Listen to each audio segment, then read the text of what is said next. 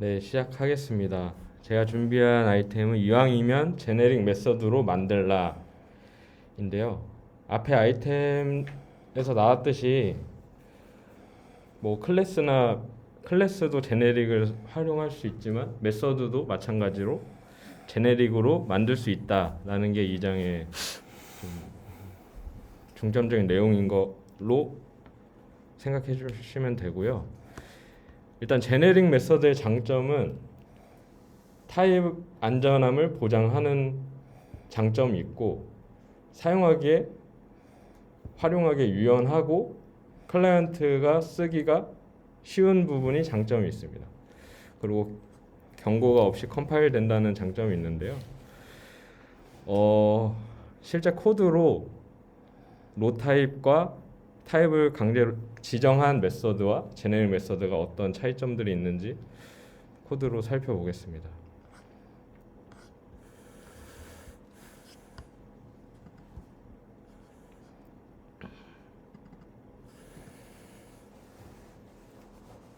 책에 있는 예제랑 똑같이 제가 미리 만들어 왔는데요. 여기서 바로 보실 수 있듯이 경고가 많이 뜨는 걸 볼 수 있습니다.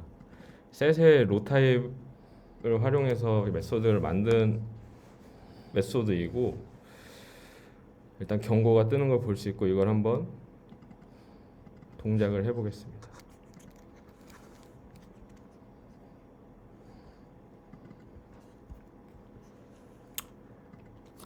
일단 셋의 스트링형, 인티저형 그리고 사용자 정의 클래스 인스턴스를 4개를 제가 만들어 봤고요. 이거를 아까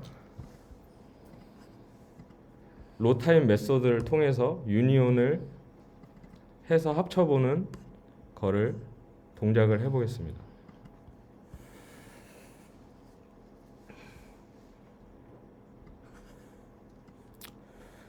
밑에 결과를 보시면은 A, B, C, D, E, F, G 이 정의된 내용이 다 합쳐져서 나오는 걸 확인하실 수 있는데요. 여기서 얘기하고 싶은 건 어떤 타입이더라도 로 타입은 수용하기 때문에 실제 런타임 상에서도 에러 없이 정상적으로 동작하는 걸 볼 수 있고요. 실제 이런 부분 때문에 클라이언트 입장에서는 어떤 타입이 있을지 모르기 때문에 매번 활용할 때마다 인스턴스의 타입을 체크해야 된다는 좀 사용의 불편함이 있고요. 네, 있습니다. 그래서 타입이 안전하지 않다. 타입 안전함을 보장하지 않는다. 그리고 컴파일단에서 타입에 대한 오류를 검출하기가 어렵다라는 게 단점이 있습니다. 그럼 여기에 제가 스트링 타입으로 메소드를 똑같이 만들어 봤는데요. 아까 로 타입과 다른 거는 셋에 스트링이라는 매개 변수를 전달해서 스트링 셋을 유니온할 수 있는 메소드를 만들었다고 봐주시면 됩니다.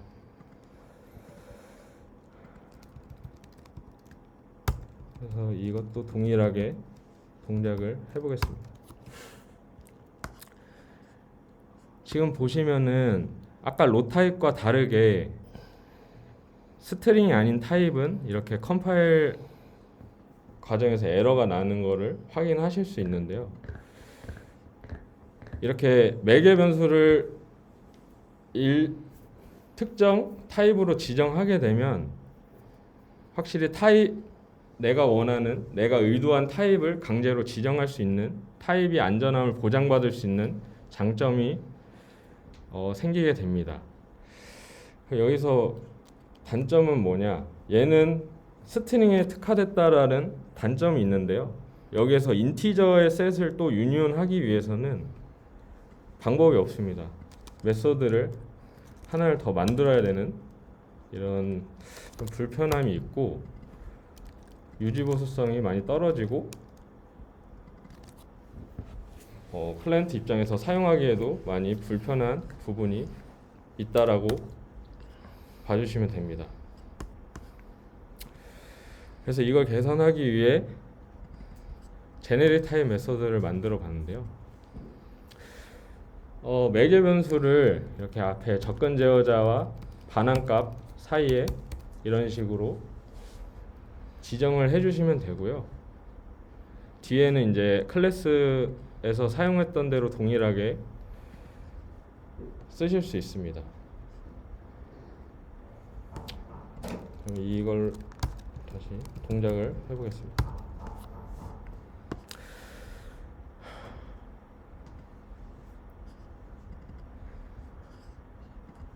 여기서도 보시다시피 타입이 서로 다르면은 이렇게 에러를 표출해서 컴파일이 불가하게 아예 컴파일 단에서 막는 걸 보실 수 있고요. 이로 인해서 뭐 타입 안전성이 보장되고 실제 타입이 달라지더라도 별도의 메소드를 관리하는 게 아니라 동일한 메소드를 이용해서 뭐 인티저면 인티저, 스트링 별도 작업 없이 클라이언트에서 사용하기 쉽게 접근할 수 있는 게 가장 큰 장점이라고 봐주시면 됩니다. 그래서 앞서 얘기했던 타입 안전을 보장할 수 있고 여러 타입에 대응하기 쉬우니 유연하게 메소드를 사용하기가 유연합니다. 그리고 그로 인해서 클라이언트 입장에서도 쓰기가 쉽겠죠. 그리고 컴파일 아까 로우 타입처럼 컴파일 단에 경고가 표기되는 게 사라집니다. 그래서 이런 장점들이 있고요. 이런 제네릭 메소드를 활용하는 케이스를 몇 가지 같이 살펴볼 건데요. 책에서 얘기한 제네릭 싱글턴 팩터리 메소드가 있는데 저희가 간혹 불변객체를 많이 쓰잖아요. 예를 들어서 위에다가 private, static, final 뭐 이런 식으로 해서 불변객체를 많이 활용하고 있는 걸로 알고 있습니다. 이런 객체들을 제네릭 형식으로 제네릭을 활용해서 좀 타입에 맞게 제공해 줄 수 있는 그런 방식이 있는데요. 코드로 같이 살펴보겠습니다.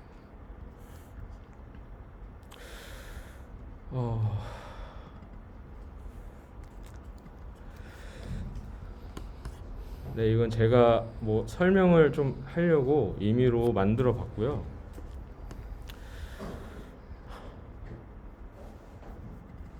프린터블이라는 인터페이스를 제가 그냥 임의로 만들었고,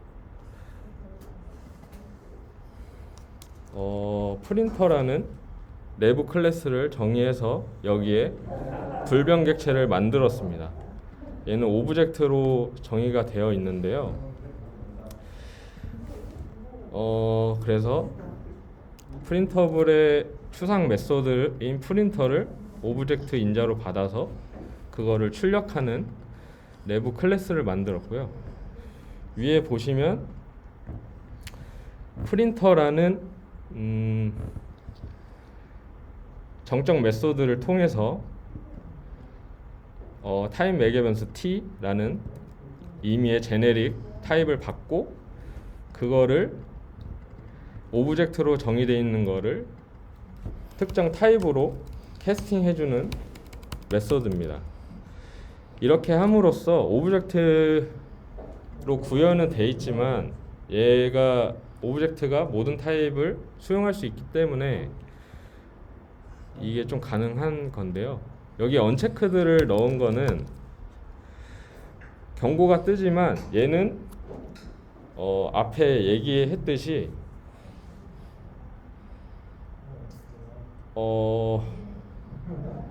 캐스트를 보장할 수 있기 때문에 서프레스 워닝 이 어노테이션을 달아서 경고를 없애줬습니다. 그래서 이것도 같이 예제를 한번 확인해 보겠습니다.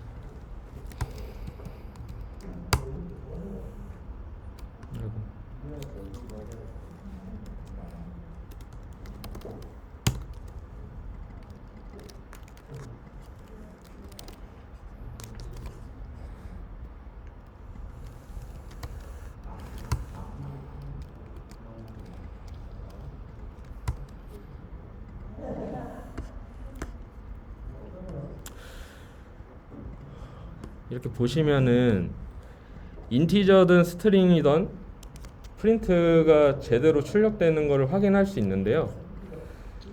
이런 식으로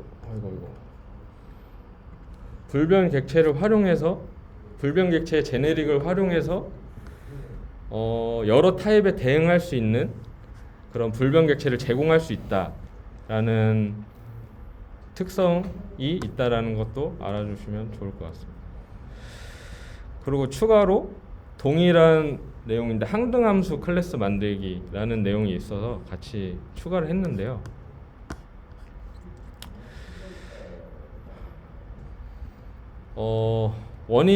동작은 똑같습니다. 자바 1.8부터 제공하고 있는 함수형 인터페이스 언너리 오퍼레이터라는 걸 이용해서 인자값을 그대로 출력하는 함수를 불변 객체로 만들고 그 객체를 타입에 맞게 캐스팅해서 반환하는 정적 메소드를 아까 보셨던 것과 동일하게 좀 구성을 해봤는데요.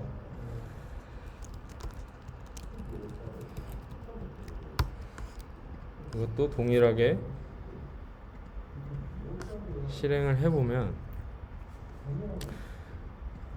타입에 국한되지 않고 어떤 타입이든 다 정상적으로 동작하는 것을 확인하실 수 있습니다.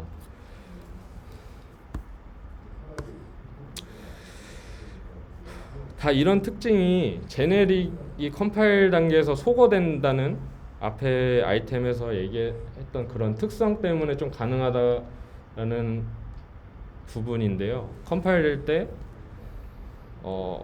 다이아몬드 연산자를 통해서 매개 변수를 입력했더라도 그게 없어지는 거를 그때 한번 같이 보셨던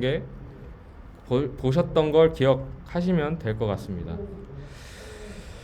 그리고 마지막으로 재기적 타입 판정이라고 이런 특징이 있는데 이게 좀 개념이 어려운데 한번 설명을 해보겠습니다.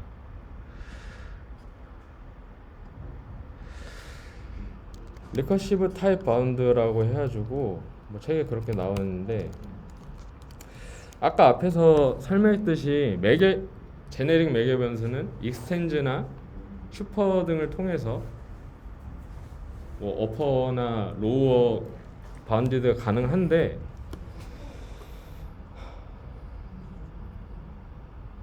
이게 매개 변수 타입을 자기 자신을 구현한 어떤 인터페이스나 클래스를 상속받은 애만 허용한다라는 그런 한정된 매개 변수만 허용하겠다라는 의미이거든요. 좀 설명이 어려운데 이거를 왜 해야 되냐, 이런 상황이 언제 있냐, 얘를 지워도 사실 되는데 책에서 컴페어러블 예를 들어서 컴페어러블로 설명을 드리면 컴페어러블이라는 인터페이스는 이제 일정 규칙에 의해서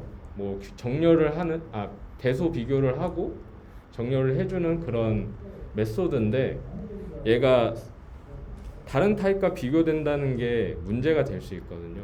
스트링이 숫자랑 비교된다든지 그런 케이스를 좀 강제하기 위해서 내 자신의 타입은 나만 비교할 수 있게 이렇게 한정된 타입만 받겠다라는 의미라고 좀 봐주시면 될 것 같습니다. 좀 설명이 그랬죠? 그래서 이 제네릭 메서드 동일한 좀 제네릭 특징인데 이것도 같이 실행을 해보겠습니다.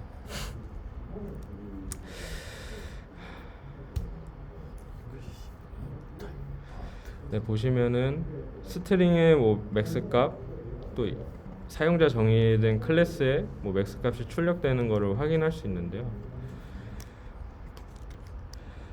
이런 식으로 제네릭 메소드에서 정리를 하자면, 이왕이면 제네릭 메소드를 써라. 왜냐면 타입 안정함이 보장돼서 더 안전하게 쓸 수 있고, 실제 아까 보셨듯이 타입별로 생성하는 게 아니라 특정 규격을 정해놓으면 그 규격 안에서 유연하게 사용할 수 있기 때문에, 그런 유연성을 제공하기 때문에 제네릭 메서드를 활용해라 라는 내용이 좀 중요했던 내용인 것 같습니다. 네, 이상입니다. 혹시 또 질문 있으시거나 할 얘기 있으시면 말씀 주시면 감사하겠습니다. 환경 타입 같은 거 굉장히 어렵게 막 했는데 결국에 9번 참조하는 거다. 앞에서도 참조하고 뒤에 이제 인터페이스도 참조하고. 근데 그 타입이 같이 이렇게 반복되는 거잖아. 리커시브가 뭐야? 결국에 제기라는 리커시브, 반복적으로 연쇄적으로, 그지? 그게 제기적 환경 타입이야. 어렵게 생각하지 마. 그리고 여기서의 이제 포인트는 뭐? 제네릭 메서드도 만들 수 있다가 포인트야. 왜 근데 바꿔놓으면 되게 헷갈릴거든? 그러면 팀장 앞으로 가볼까? 코드 쪽으로 가볼까? 우리 제네릭 타입이었던 것 같아. 클래스 한번 볼까? 제네릭에다가 이제 2로 해가지고 제네릭 클래스로 만들어주세요. 자, 이러면 저 2가 저 2랑 같니? 이거 되게 헷갈려요. 사람들이 다 제네릭 보면 저걸 모르더라고요. 다릅니다. 달라요. 메서드의 제네릭은 어디에 선언한다? 아까 봤던 것처럼 앞에 제한자하고 반응값 사이에. 저기에다 선언하는 타입을 따라가. 알파벳이 같다고 해가지고 저 타입을 그냥 연쇄적으로 따라간다고 생각하지 마.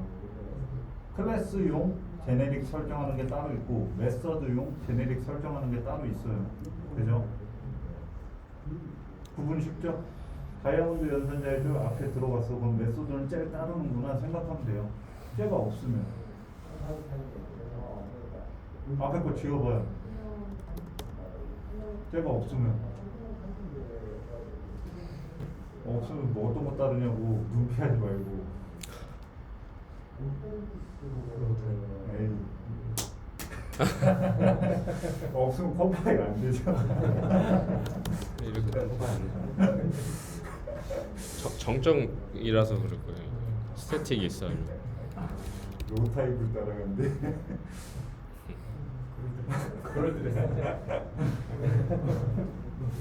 이거 헷갈리지 마시고, 여기서의 결국에 주요 키워드는 뭐냐면 메서드에도 제네릭 쓸 수 있습니다 이 얘기예요. 그래서 분리해가지고 클래스와 다른 제네릭을 할 수 있습니다. 아셨죠? 됐습니다. 추가하실 분 있어요? 가세요.